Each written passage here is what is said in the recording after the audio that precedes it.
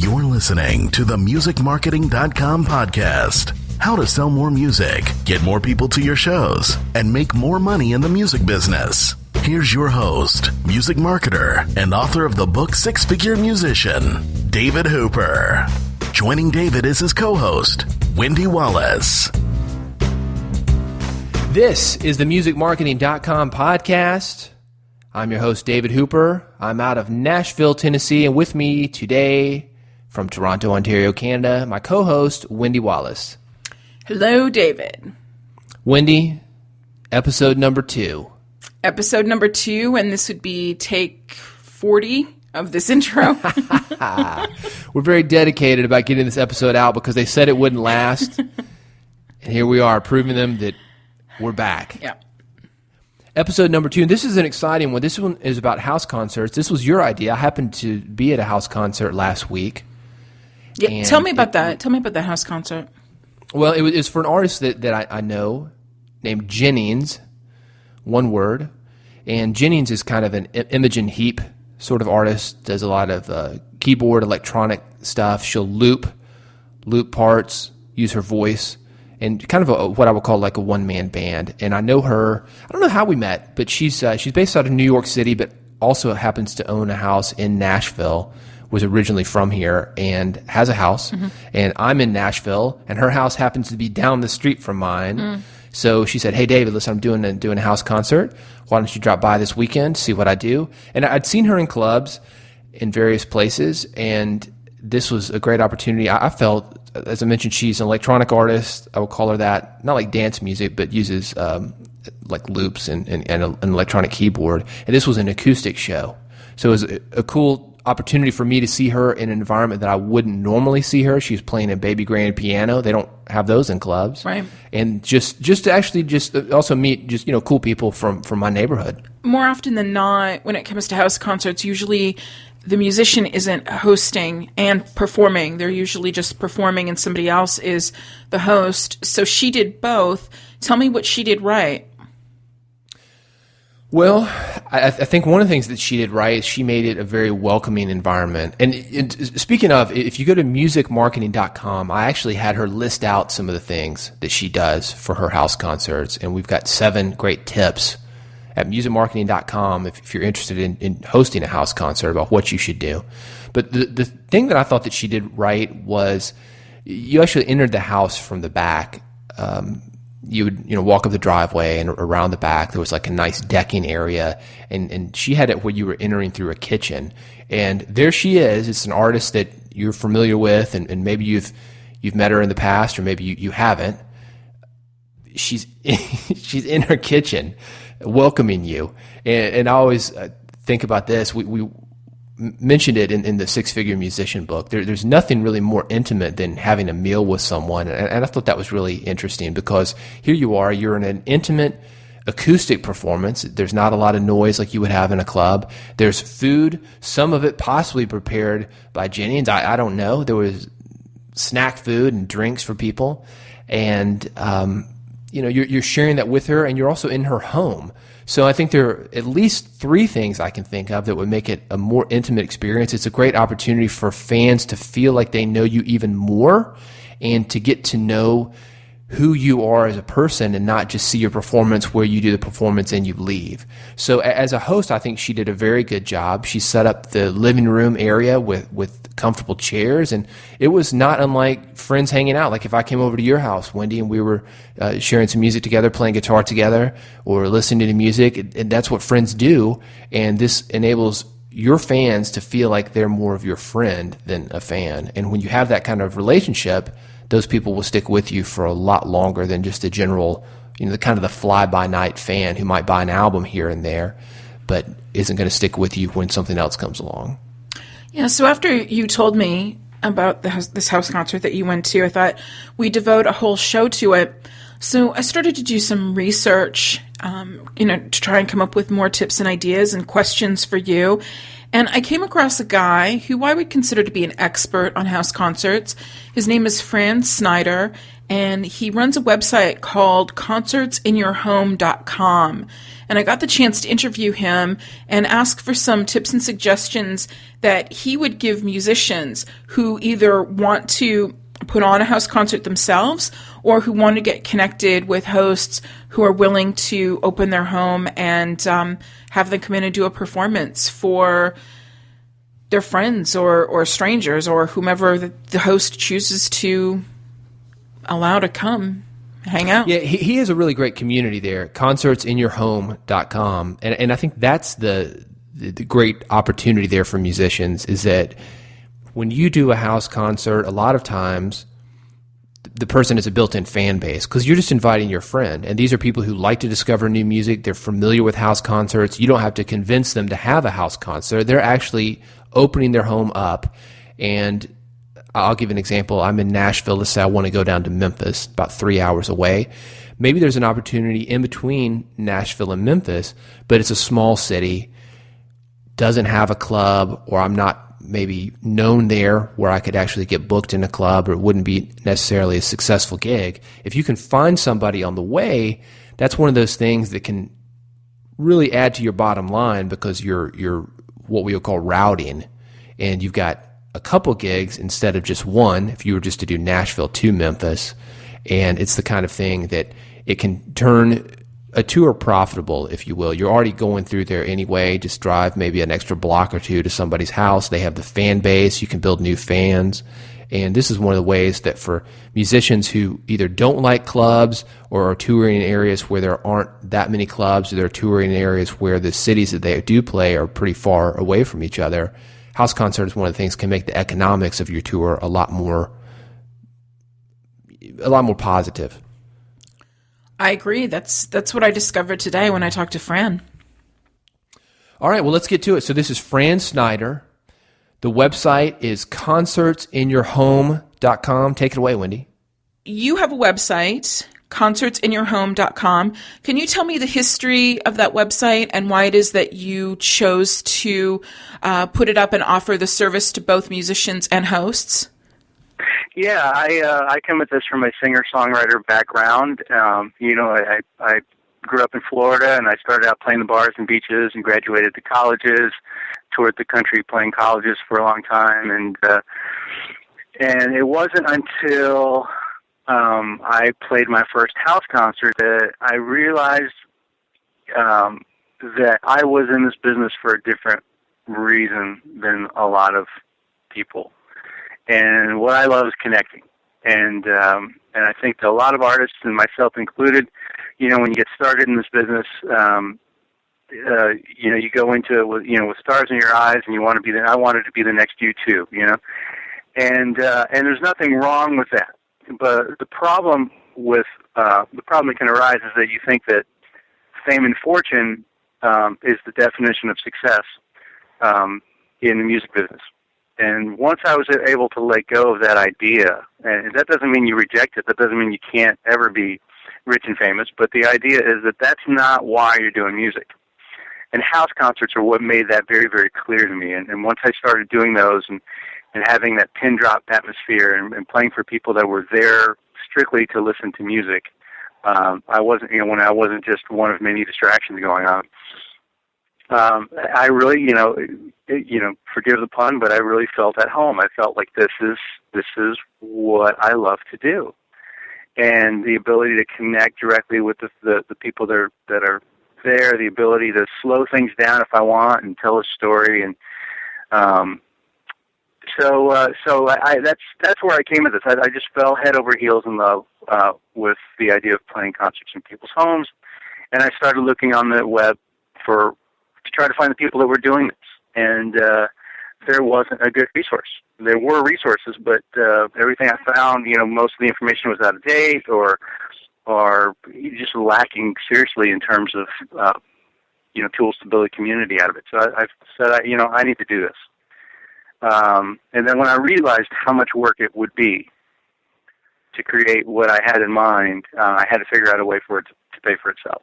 And so we came up with a business model of kind of like being eHarmony for house concerts in some sense. The hosts create a profile and the artists create a profile, and they find each other through our site. But But way beyond that, we create videos and guides and tools to help hosts go about this in a safe way, and in a productive way, and so that each host doesn't feel like they have to reinvent the wheel. They can learn from the people who've done it before. And it's just been wonderful. We've been doing this for almost 7 years now. I was going to ask that in the 7 years that you've been doing the site, have you noticed any change? Has there been more interest from musicians or hosts, or just the whole concept of house concerts in general? Has that increased? Well, they say necessity is the mother of invention, and things are really difficult for touring artists right now, and I don't know that they ever were easy.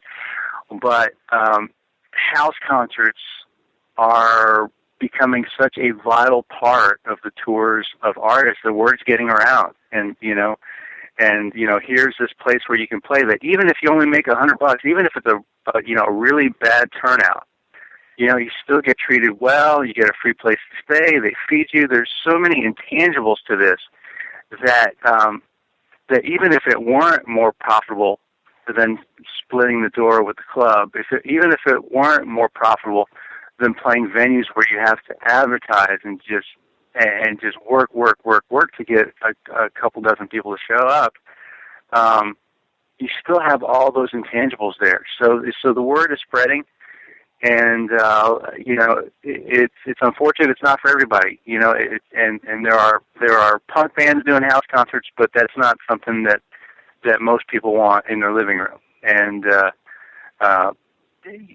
so we made a decision early on that we were going to focus on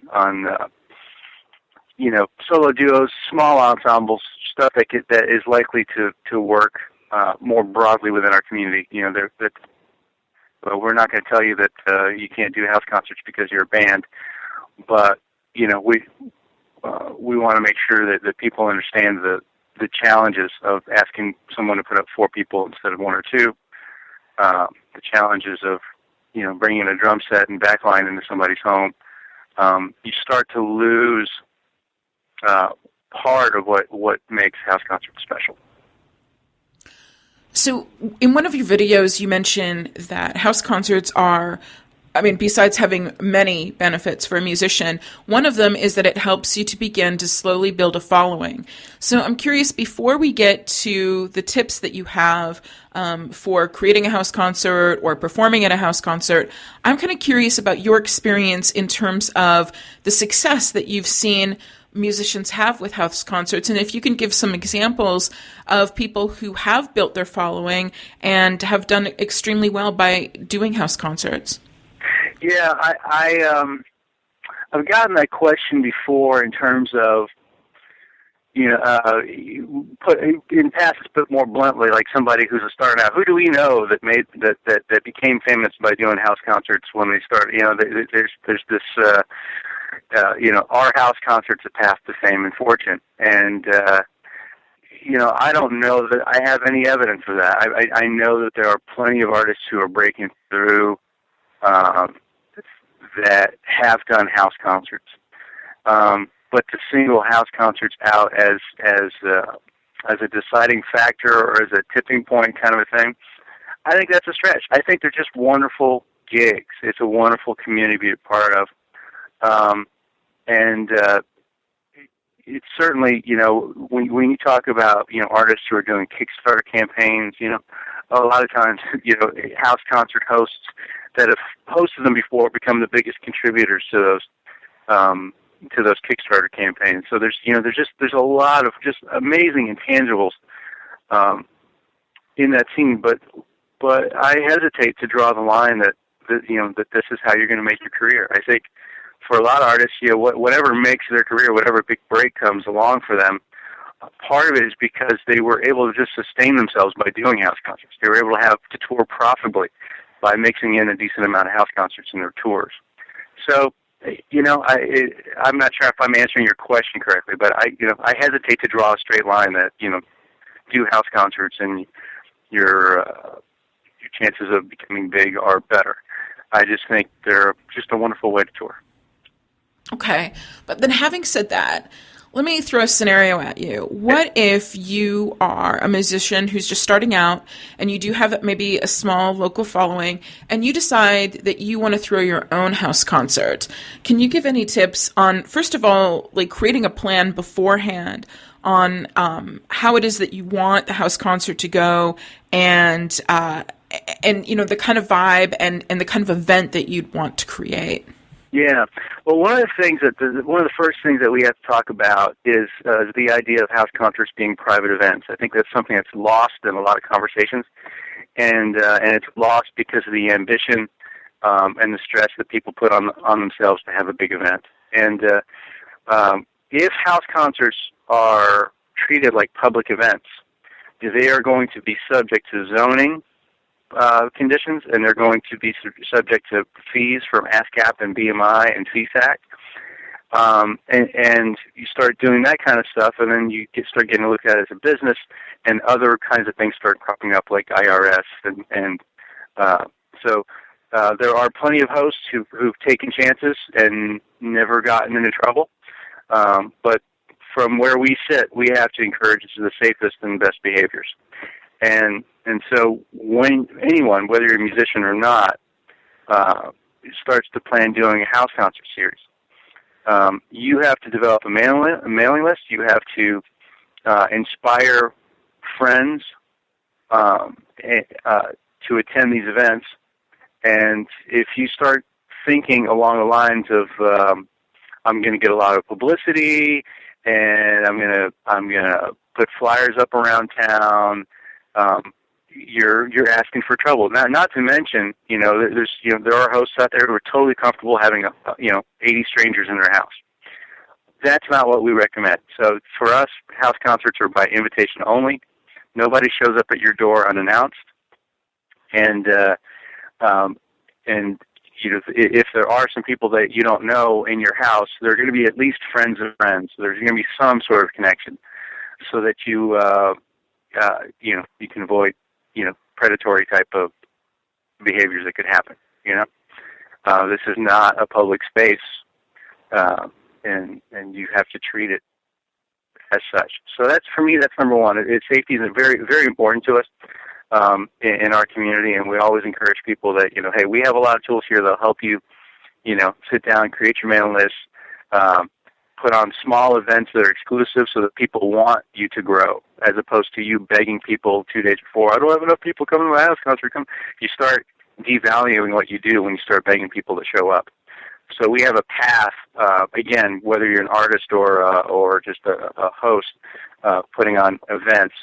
We help you create a path where what you do is going to be in demand. It can grow slowly and organically in a fun way, rather than a stressed-out way of, oh my God, I'm hosting a house concert and I only have 5 people that say they're coming, and the show's 2 days away. So the ulterior motive that should be mentioned, when I started hosting house concerts a couple times a year, I found that it was a great way to inspire my local fans to host a show for me. They come to my house and they see one of the artists that I love and admire put on a great show at my house.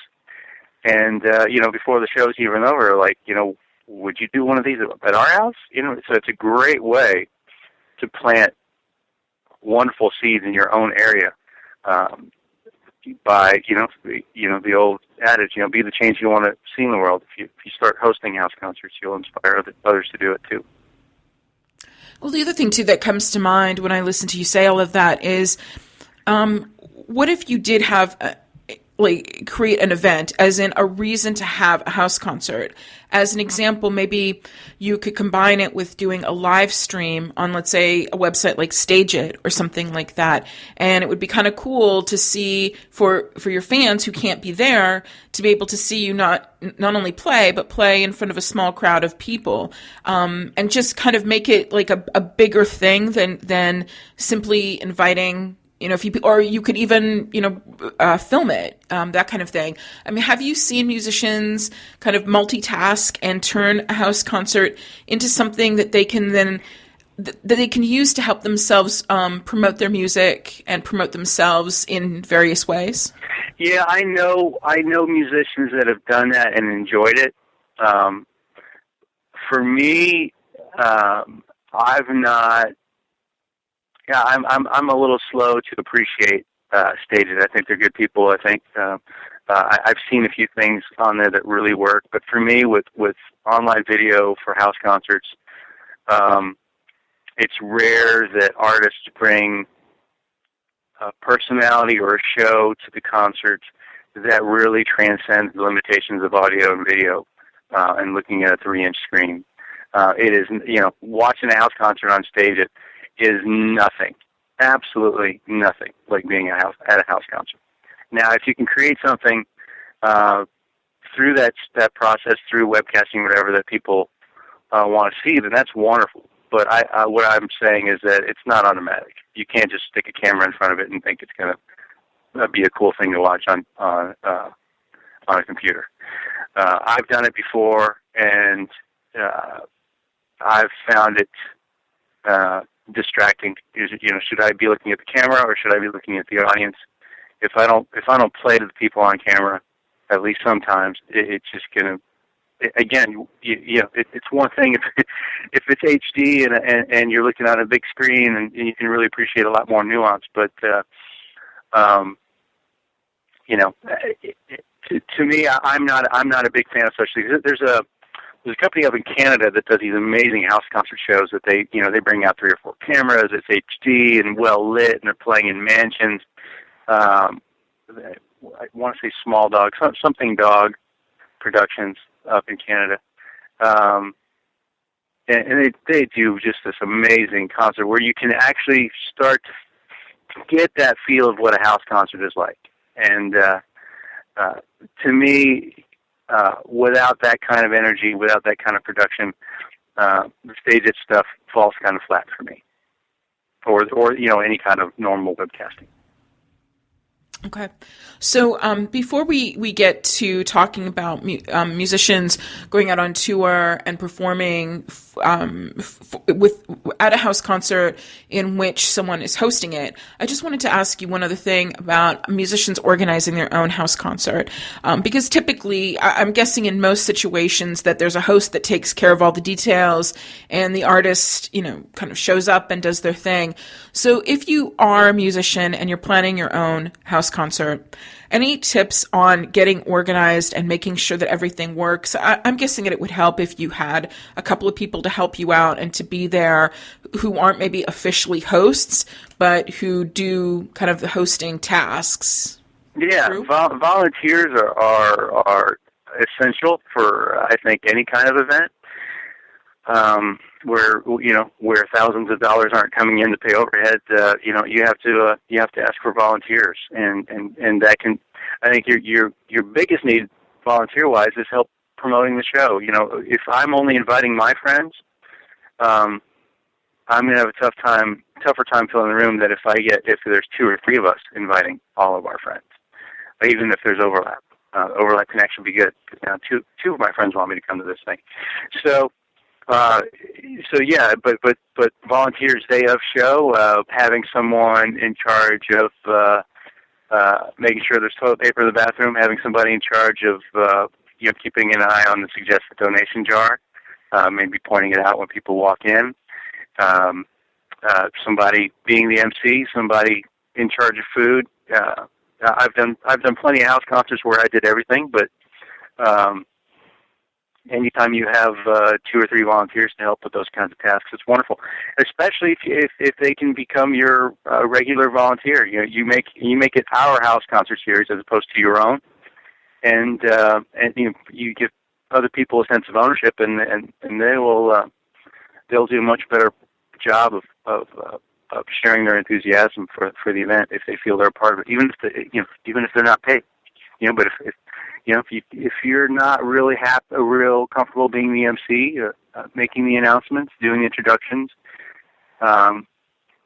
if you have a volunteer that's kind of gregarious and wants to do that, and they can start feeling like they're the MC of all your shows, but you got a fan for life there. Okay. So then what if you're an artist who, has the idea that you'd like to do a house concert, but maybe you don't have space or the right venue, and so you want to seek out someone who would be willing to host a house concert for you? Or also, too, the second part of that question is, if you're a musician who's just generally open to doing house concerts, how do you connect with hosts? Yeah. Well, the first part of that, I think, it goes back to something we promote a lot on our website is teamwork, creating a group of people that want to do this. And so, that's the number one excuse that we hear when somebody discovers house concerts and says, hey, I'd love to do this, but my house is too small. And especially if if their first experience was in some mansion or, a really huge house concert, they get the idea that this is the only way it can be. And we encourage people to do stuff during the week because everybody wants to have their house concerts on Saturday night. And so we created a couple of smaller formats like Dinner and Song and Dessert and Song, where it's a one-set house concert. It's quicker, and you can make it exclusive. You can say, hey, we're only going to have 15 people at this thing. And if you don't RSVP quickly enough, you'll have to wait till the next one. Doing things like that can make these smaller shows really fun and almost effortless and fit anywhere. And so even if you are a musician and your living room isn't big enough, you can team up with somebody who loves the idea. Maybe they don't want to put all the plans together, but they've got the space. So the two of you make a great team to put on, a house concert maybe a couple times a year or every month, whatever you like. And then I think the second part of your question was how to connect. And that's what we've been helping people do for 6 or 7 years. We have it's tough to get in as an artist to our site. We provide great feedback for the folks who audition. You send us a couple of links, and we have actual living, breathing hosts evaluate what your promotional materials are like for our community, so that before you join, you actually get a sense of what's working and what's not. If your best videos are you playing in a noisy club, you're going to have a tough time convincing house concert presenters to have you in their home based on that. If all your videos are with a full band, but you want to do house concerts as a solo and duo, well, you need some video as a solo and duo. You need to have video in a quiet or attentive environment, so that these hosts who are going to have you as a guest, not just as an artist, get a sense of who you are and what you're like in that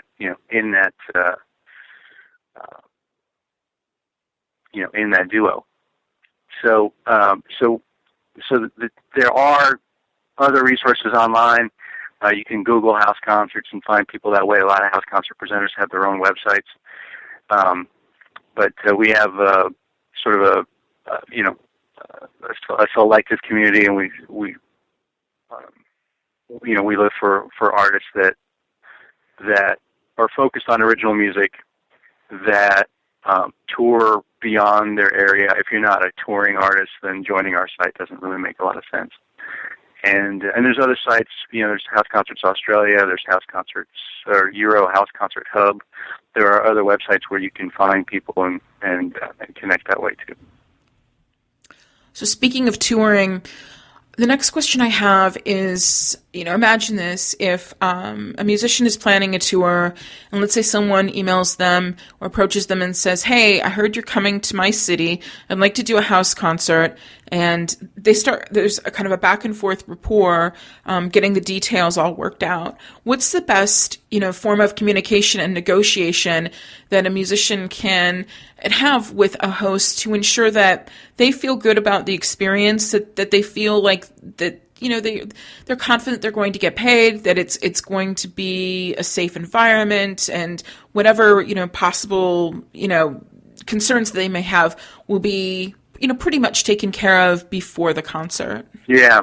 Well, we have it's challenging, safety for us, and I know that's not exclusively what you meant in terms of the artist being taken care of, but when you're living off the kindness of strangers, you have to keep your wits about you, and that's one of the things that that we value about what we've built is you have a recommendation system. So so after a certain amount of artists after artists play at a house concert, they give feedback, and that host has, when a 22-year-old girl traveling solo is going to someone's home in in Southwest Texas to do a show, we feel better about that if that host has had 3 or 4 shows and positive recommendations from those artists, rather than someone who's brand new. So again, each artist has to find their own comfort level about what kind of chances they want to take, whether it's their fans or whether it's somebody they find off the internet. And the phone is not something to be ignored. Email is a great way to work out details, but there's something about getting on the phone and talking ear to ear and just getting a feel for somebody that I think is really, really valuable in the process. There's really no contracts for house concerts, so the email trail is really good in terms of just making sure everybody understands what their responsibilities are. And we have a free house concert guide that you can download off of concertsinyourhome.com. You don't have to join anything to use that, but it's great information. It's written with the host in mind, but it really helps an artist understand the questions to ask, to maybe to know what questions to ask, and to also be aware of the challenges that hosts face, and find ways to be helpful there.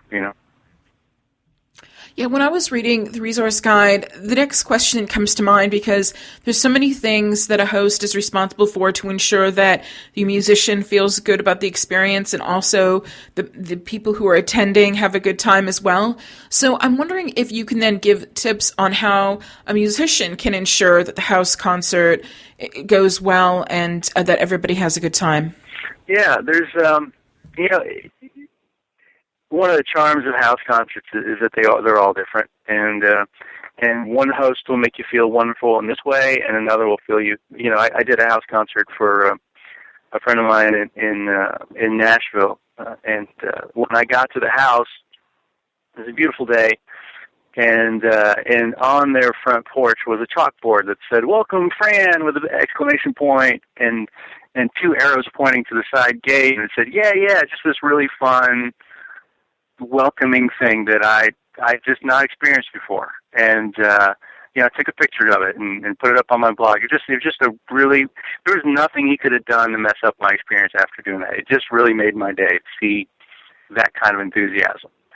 So when it comes to details, there's room for creativity there. But some of the things that are important are giving the artist some space. One of the challenges of playing house concerts is this feeling that when you're in somebody's home, you have to be on 24/7.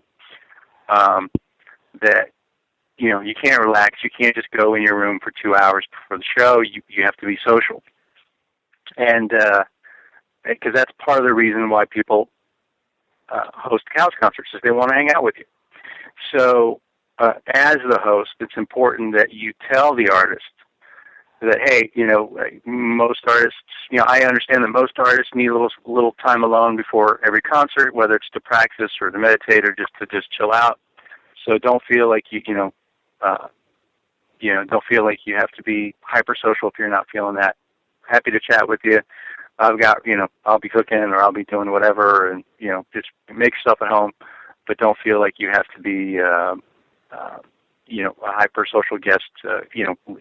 Hopefully we can hang out after the show. Just to say something to make the artist comfortable about having some space. Make sure they have a space to go to. Making sure they have a room where they can shut the door and practice, and give themselves a little quiet time before they go on. I think most artists really, really appreciate that. And then, dietary needs. If you ask them ahead of time, hey, are you vegan? Are you anything we can do to make your stay here a little easier or more fun, all that stuff goes a long way. Wi-Fi. But what about... make sure the artist has Wi-Fi. But from the perspective of the artist, what can the artist do to make sure that the experience is great for everyone? I think I think regular contact leading up to the show at key points. I think 3 to 4 weeks out, you want to at least subtly get the point across that is the absolute best time to promote the show, 3 to 4 weeks out. Beyond that, a lot of people don't like to plan that far ahead. And then once you get to 2 weeks out, a lot of times people already have plans. It just depends on the kind of circle that you run in. But house concerts tend to deal with a lot of people at professional age or that have families, and their calendar gets booked. And so you have to be mindful of that when you're trying to promote an event at your home. That 3 to 4 weeks out is the absolute best time to promote. So I think that's a great time for the artists to reach out, say, hey, how's it going? Just wanted to check if you started working on your RSVPs, because typically 3 to 4 weeks out is the absolute best time to promote.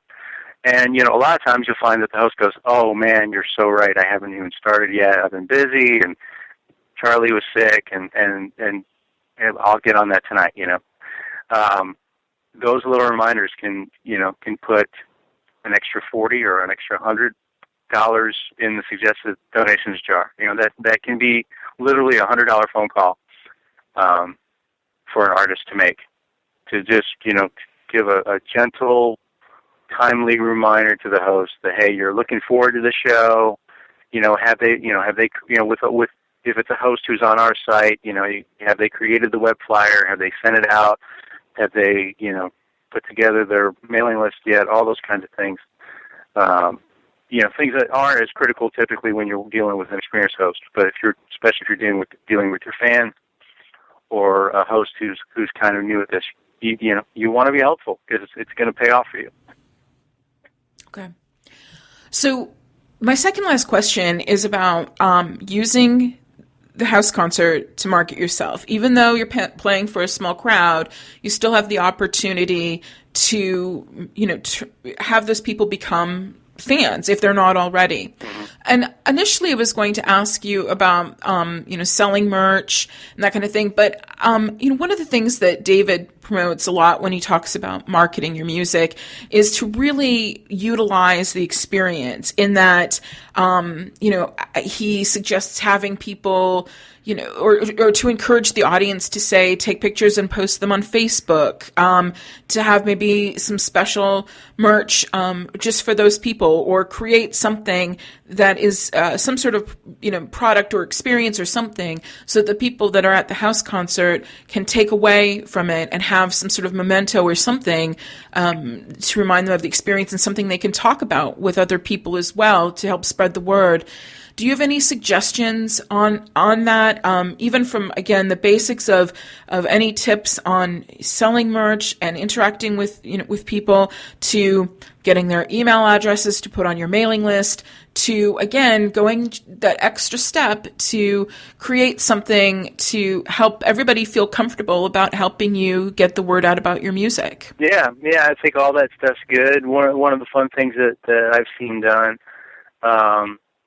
is you taking a few pictures of the house concert itself, and encouraging people during the show to not only give you your email address, but if they'll give you their mailing address, you'll send them something cool, a cool little surprise in the future. And someone that I know did this when they got to their hotel. They take those pictures and created a really simple postcard. A postcard with a sort of a photo collage, something that's really easy to do with iPhoto or some other software, and they printed out 10 or 15 postcards and sent one to the host and sent one to the people that signed up, and said, hey, thanks for being there, it was just a nice souvenir that people probably stuck to their fridge or their fridge magnet and talked to people about for months and months, just a little extra thing. So that's not something that, that's not a sales item, but it's a way to connect more deeply. Another thing that you can do at house concerts is say that, hey, I plan to come back to this area in 6 months, and if you'd like to host the show for me when I come back, we could, we can invite John, whoever the current host is, and have him take the night off, and and you know, and have another great experience like this. You know, encouraging different people to try it, because each time, you know, each host is going to bring you a couple of new fans that you would have otherwise not gotten. So my final question to you is, from your experience, can you tell me about the most memorable house concert that you did that was incredible in terms of the vibe and the experience you had during the concert itself, but then also tell me about a concert that you can remember that actually had great benefits for you even after the concert and for maybe, you know, months or years afterward. I think it's tough to pick a house concert that really stands out. There's been a lot of great experiences. I think one of the most memorable ones was up in New Jersey, and there was such a warmth to the place.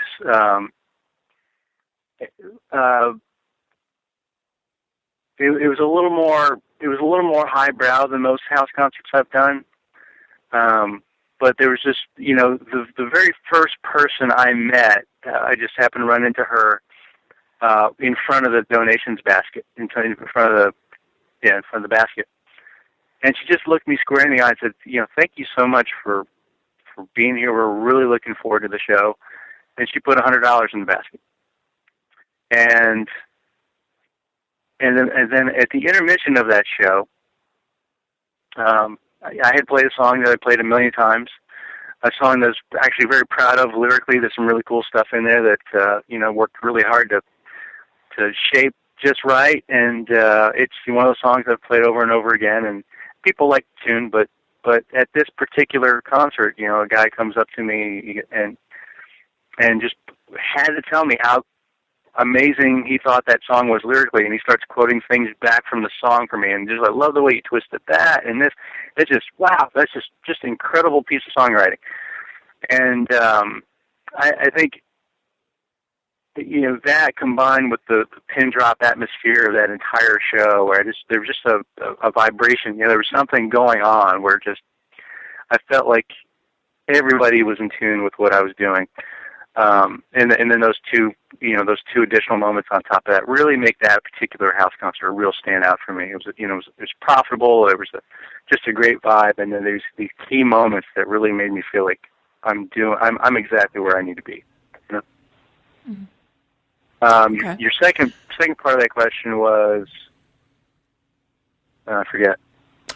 Can you recall a house concert that you performed at, in which afterward there was like benefits, as in you gained new fans, or it actually led to more opportunities afterward? Yeah, sort of the lasting benefits from a house concert, surprise benefits. Right. Yeah, there have been several of those. Let me think. I mean, I have the intangible of, since I run concerts in your home, that, you know, sometimes somebody will host a show for me, and then they'll join the site, and then they'll start hosting on my friends, and that's just a great thing to see. But in terms of my own personal fan base, you know, sometimes it's just about meeting key fans, you know, people that open other doors. That can happen anywhere. I don't know that would just be simply a house concert thing.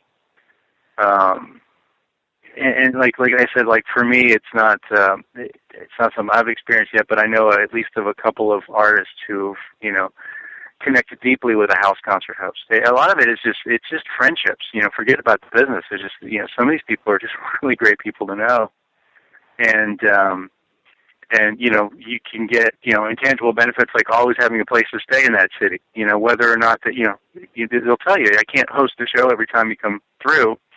But anytime you're coming through, you're always welcome in our home if you just need a place to crash on the way. So those are the kinds of lasting benefits you get as well. But I'm not sure. I had something else in mind, but I kind of lost my train of thought.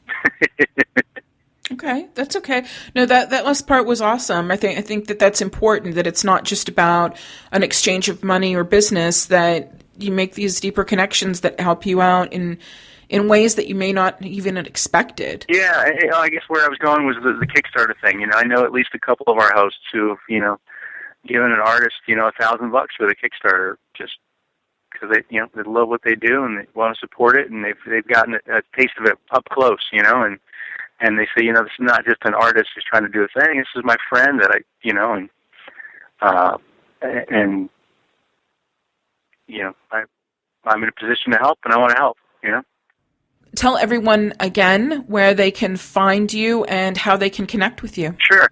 ConcertsInYourHome.com is the main site, and that's been promoting house concerts for about 6 or 7 years. There's a lot of free tools for artists. There's an audition process, but there's also great tools that will give you through that process, whether or not you get in on your first attempt.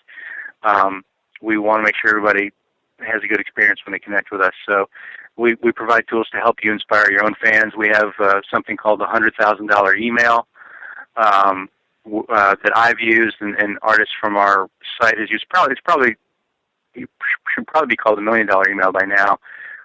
You know, you send this email out to your fans, and you might get 5, 10, 15 house concerts out of it.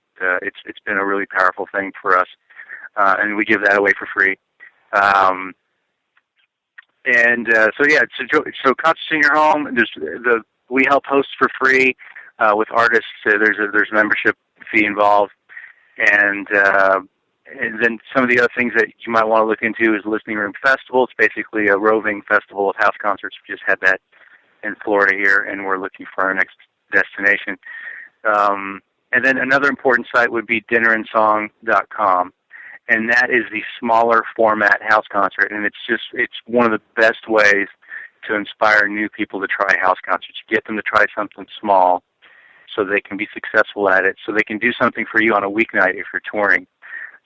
It's just been, it's an idea we came up with a couple of years ago, and now it's like, you know, 25 or 30% of the house concerts that we do that happen through our site, our dinner and song, or dessert and song, or some variation of it. Great. Thank you so much. I really, really appreciate your time. Thank you. And Wendy, you really took the bull by the horns on this show. That was a great interview. Thank you. What's the big takeaway that you had from Fran and listening to him talk about his experience hosting and attending concerts in your home?